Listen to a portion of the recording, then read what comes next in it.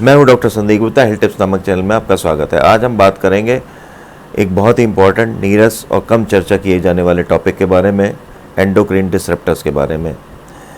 Endocrine डिसरप्टर्स की importance को हम इसी बात से समझ सकते हैं कि जब हम आज से 30 साल पहले ओपीडी किया करते थे तो कभी 3-4 दिन में एक पेशेंट डायबिटीज़ का आ जाया करता था। अब आजकल के समय में कभी कभी 10 में से 8 पेशेंट डायबिटीज़ के होते हैं। क्या ये सारे केसेस में बढ़ोतरी जो है सिर्फ हमारे लाइफस्टाइल चेंज होने की वजह से, खाने पीने की आदतों में बदलाव की वजह से या एक्सरसाइज कम होने की वजह से? नहीं, इसमें काफ़ी हद तक रोल एंडोक्राइन डिसरप्टर्स का भी है। एंडोक्राइन डिसरप्टर्स के बारे में समझने से पहले हम दो चीज़ों के बारे में समझ लें। एक तो एंडोक्राइन सिस्टम और एक डिसरप्टिंग केमिकल्स। एंडोक्राइन सिस्टम हमारी बॉडी में एक ग्लैंड्स का समूह है, जैसे thyroid, pituitary, pancreas, testis, ovaries, जो हार्मोन्स सेक्रीट करते हैं सीधा ब्लड में, और ये ब्लड से होते हुए टारगेट ऑर्गन्स या सेल्स पे जाकर रिसेप्टर्स पे अटैच हो जाते हैं और अपने एक्शंस को अंजाम देते हैं।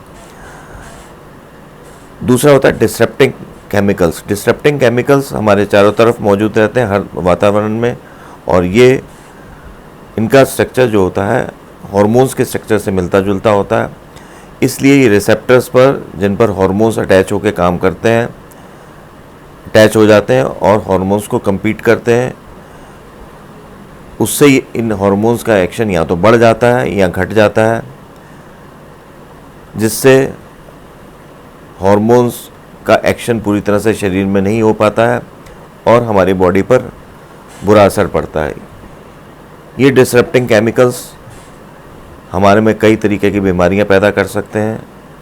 मोटापा, डायबिटीज़, कई तरीके के कैंसर, ब्रेस्ट कैंसर,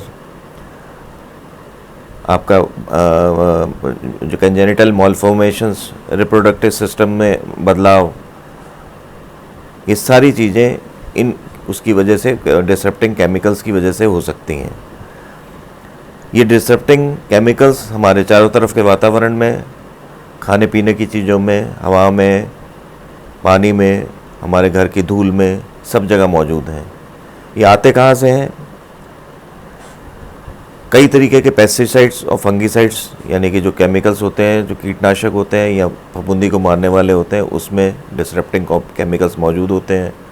और जब हम फसलों में इसका छिड़काव करते हैं तो उससे अनाज में आ जाते हैं, दालों में आ जाते हैं और उसके थ्रू हमारे खाने में आ जाते हैं। कई तरीके कॉस्मेटिक्स में होते हैं,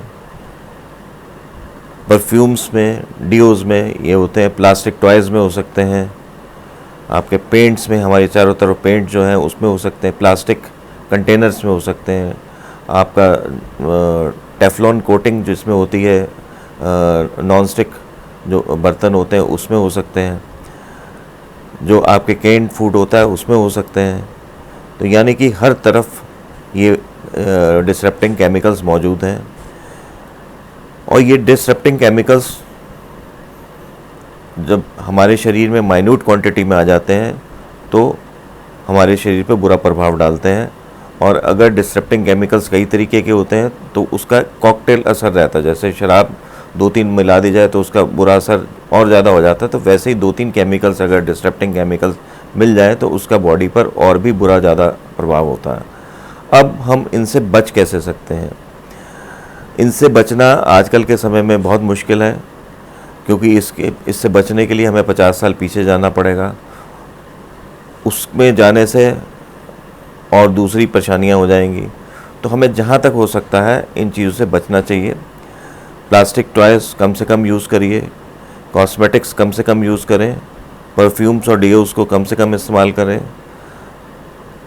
सर्दियों में जब पसीना वसीना नहीं आता है तो साबुन भी कम से कम इस्तेमाल करें। प्लास्टिक कंटेनर्स का यूज़ मत करें।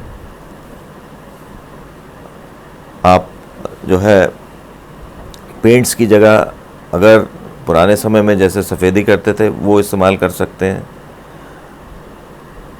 कैन्ड फूड का इस्तेमाल बिल्कुल ना करें। जितने भी जो खाने होते हैं, जो खासकर पैक्ड फूड होते हैं या फिर पैक्ड अनाज होते हैं या दालें होती हैं, उनमें सरकार की तरफ से ये आदेश होने चाहिए कि इसमें क्या क्या इम्प्योरिटीज़ हैं या क्या क्या पेस्टिसाइड्स हैं, किस तरीके के पेस्टिसाइड्स हैं, उसकी मात्रा लिखी होनी चाहिए, ताकि कंज्यूमर को ये पता हो कि वो क्या खा रहा है। तो आज बस इतना ही, फिर कभी किसी वीडियो के साथ मिलेंगे। नमस्कार। मेरे वीडियो को शेयर करिए, लाइक करिए, सब्सक्राइब करिए।